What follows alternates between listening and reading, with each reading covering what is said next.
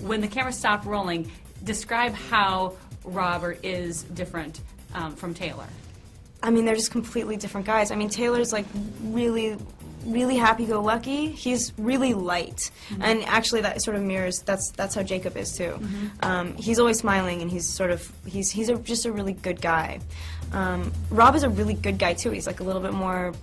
He's. I don't want to say that he's more complicated, because I bet if you broke down their characters, I bet they're both like equally as complex. Right. I think Rob considers things a little bit more. I think he drives himself a little bit crazier, like as well as I do. If we could take a lesson from Taylor, I think me and Rob could probably both like have easier lives. Do you think that you both internalize things more and think before you speak, or like what's that difference? What's that nuance between that makes you and Rob similar in that respect?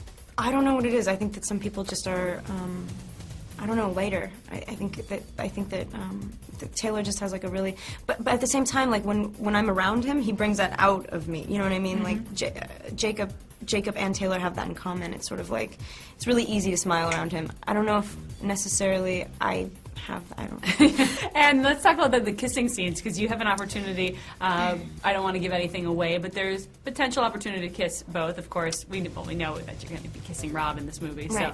So every girl in the theater, by the way, was like, ah! So jealous of you at that moment. No, it's totally weird having to kiss people on a movie set, always. But I've always felt so, like, with this series at least, I've always been placed in such a complete environment. Like, the only way, I'm not a good liar. Like, the only way that I could really, the only way that I can really feel like I've brought something to life is if, as soon as you call cut, I sort of go like, whoa, hello. You know what I mean? Like, sure. Snap back.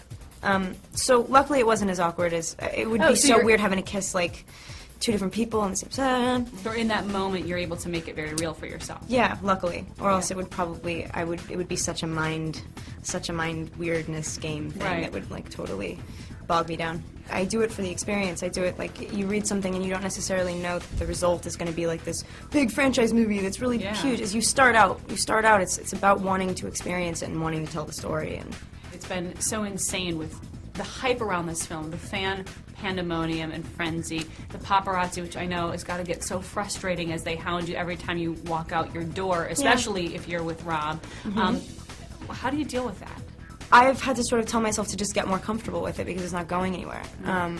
And also sort of keep what's yours, and as long as, it's funny, like, I was so concerned, like, on the first press thing with Twilight, like, the first round of this stuff, I was so concerned about coming across sincere about something that I really loved that I refrained. Like, I didn't want to say, like, sappy things. Like, I didn't want to say, like, I'm putting my heart and soul into something and it's like people are consuming it and, like, making it something different.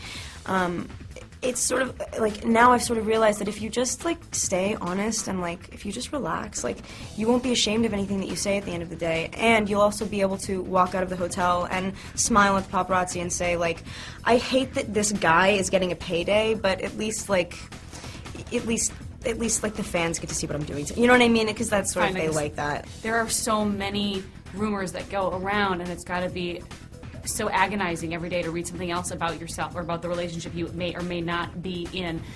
When people are constantly berating you and asking you, are you and Rob dating, what goes through your mind, and what do you say to them? The only way that I'm able to stay sane is to protect myself, and, like, I know that it doesn't matter how you answer a question, it's going to, like, tip. Someone's going to say, she's totally with him, or, no, I don't think she is. So it's sort of like, I don't care. You just have to seriously be like, have it all. Take my, you know what I mean? Just like, you want my shoes? Here you go. What size do you wear? It's sort of like, you just have to not really worry about it. I'm not ashamed of anything, so it's sort of, when asked, why don't I make my life easier and just, like, say why, do you think it would stop there? Like, they would continue. It's not like they would say, okay, cool, we're going to stop waiting outside your house, we're going to stop following you around. It's not going to happen, so I'm going to keep it to myself.